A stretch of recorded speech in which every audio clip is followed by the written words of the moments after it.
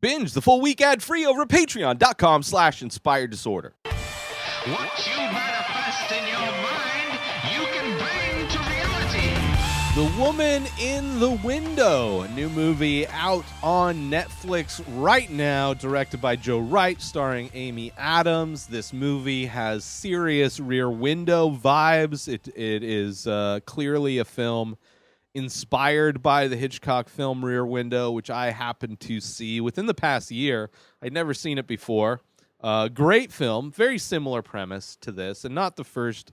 I don't know if this is necessarily a remake, but there was a Shia LaBeouf film called Disturbia that came out probably a decade plus ago that is very similar to Rear Window, all of which have different kind of tools to which keep their main character stuck inside of their home, inside of basically like an apartment inside of a city where they look out the window and they see all of their neighbors doing crazy things. Also, body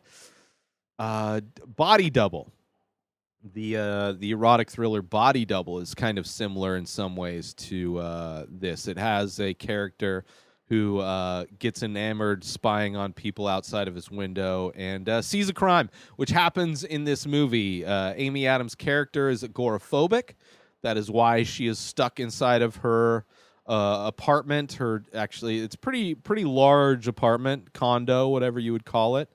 And a new family moved in across the street, but it's clearly established that she's been keeping tabs on everybody in kind of her area as she looks outside of her windows.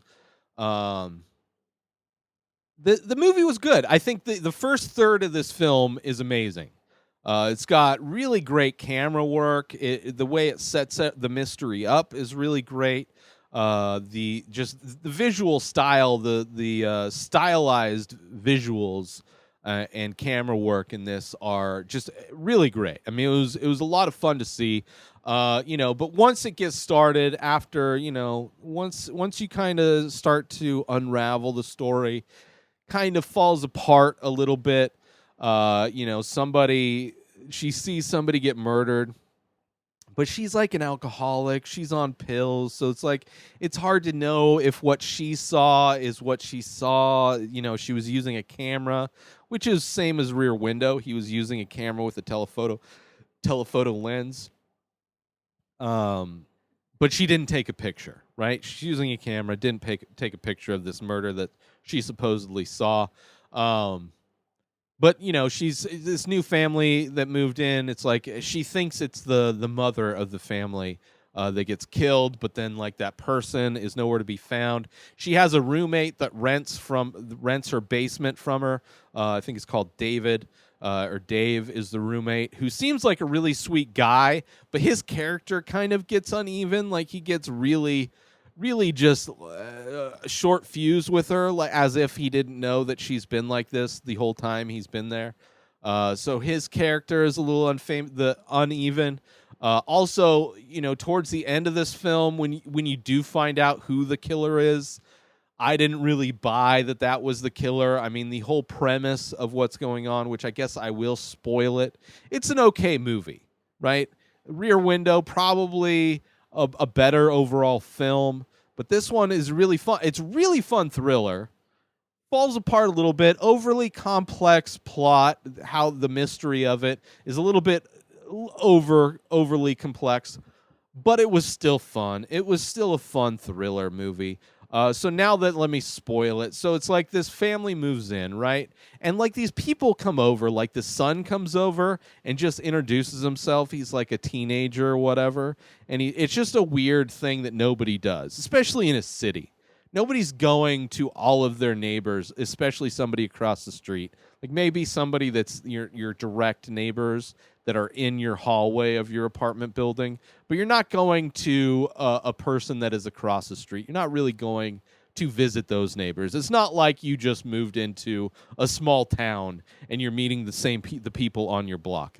It's trying to suggest that that's how people act in a city, and that is not how people act in a city. So the fact that this kid goes over to introduce himself and bring a gift over to Amy Adams' character is kind of ridiculous to begin with.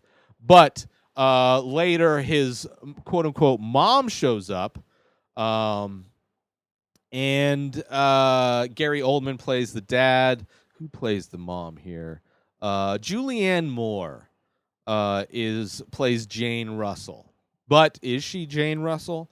Because there turns out to be two Jane Russells. But anyway, so the mom comes over and kind of just has a night with Amy Adams' character. Amy Adams' character, obviously, how they meet is Amy Adams' character tries to go outside. It's Halloween. She tries to go outside because her house is getting egged. Her door is getting egged by these trick-or-treaters, and she didn't hand out candy. And she's really upset about these eggs, which, if you never go outside, I don't understand why she would care, but she really cares enough to where she opens her front door to go yell at these kids. And as she opens the front door, she faints and passes out. And as she passes out, that is how we're introduced to Julianne Moore's character, who's playing Jane Russell, who is supposedly the mom of the kid that came over to drop off the gift. And she has a night. They hang out, they bond, whatever. And then later on, she sees Jane in the house across the street arguing with people, and then you see her go across the window, and she's got a knife plunged into her chest, and that begins Amy Adams' furious need to prove this murder and investigate this murder, despite her inability to leave the house. So she ends up calling the police a bunch of times, and it becomes kind of the boy who called wolf a bit, with her constantly calling the police on these people across the street. Gary Oldman's character is just a straight-up asshole the entire time. Comes over to ask if she's met anybody from her family, asked if his wife had come over or her son had come over. Very inquisitive, but also an inquisitive form in which you could tell he's a very controlling kind of a person. That he would not be okay with his son or his wife, socializing with people without his approval or knowledge. So we find out, right? It's what's happening? That's the big mystery is the real Jane Russell, please stand up. She comes in, and it's a different woman. It is not Julianne Moore. It's Jennifer Jason Leigh, who's also playing Jane Russell, who is the wife of Gary Oldman's character and the mother to this kid, which is it's crazy because she's I thought I was hanging out with this other Jane Russell. So come to find out that Julianne Moore is the biological mother to this kid, and she was stalking the family. She disappeared. She went to, she had some issues. She disappeared, and then she stalked the family, and she's trying to reunite with her son or whatever. And that's why she was killed, but not killed by her dad, by the husband for whatever reason. She was killed by the son, I think, because the son goes to kill Amy Adams' character for some reason. I didn't really buy that the son would be the killer in this. I did not buy it. The fact that the biological mom was so that it's just kind of bad writing, right? The kid is the killer, but then you have to throw in this misdirection with the mom, but it's not the mom, but it actually is the mom. It's just the story gets a little bit too ridiculous in order to somehow prove this. It's overwritten. It could have been much more of a simpler thing, or it could be explained in a different way, but it's just, you have to jump through too many hoops to where it kind of falls apart, whereas the beginning of this movie, I feel, was amazing, where it's setting everything up, where it's really showing you where it's setting up the tension with these amazing shots. It really falls apart and degenerates into kind of just a typical kind of cat and mouse chase where somebody's running away from another person with a knife. But it ends up good. Obviously, people overcome their thing. They are able to leave their apartment. and thing like that. So it's not a horrible movie. It was fun. Most of it was good. I thought it was an interesting take on the Rear Window film. But yeah, Woman in the Window. It's based on a book, which, I guess maybe the book is also based on. Maybe the book dives more into the family drama. I don't know. It just seemed like a convenient thing. And then the roommate Dave, the guy who's renting the basement, had like a one night stand with Julianne Moore's character for some like. The characters are intertwined where there's no reason for them to be. It's like they're trying to make like this. It seems like the book was written about a small town in Wisconsin, right? But it's set in a place where, like, it's a city. Like it's like it's written by somebody who's never lived in a city, writing about a city where like people aren't really in each other's lives as much as you think they are. They don't go and meet their neighbors when they show up. If you're in a giant city with a bunch of people stacked on top of each other, it's not happening. It's not happening. Yeah, you're going to look out your window and you're going to see, that's the thing with Rear Window too. You get to see like the wide variety of humans that would live within an area, like a huge variety of people, where this one it's kind of just your basic run of the mill whatever.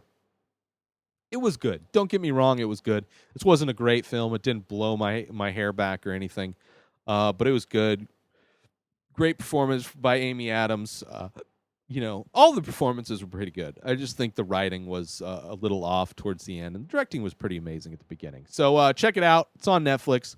Woman in the Window. Go over and get yourself some amazing coffee over at stationhousecoffee.com and follow Station House Coffee on Instagram for the best coffee in the world. Hands down. It's been voted on. It's been chosen. Deal with it, people. It's the best small batch, single origin, premium coffee you will ever get inside of your body. So go order yourself some amazing coffee over at stationhousecoffee.com and give Station House Coffee a follow on Instagram and let them know that I sent you. New episodes of The Ray Taylor Show come out every single day. Subscribe on IGTV, YouTube, and everywhere else podcasts are found.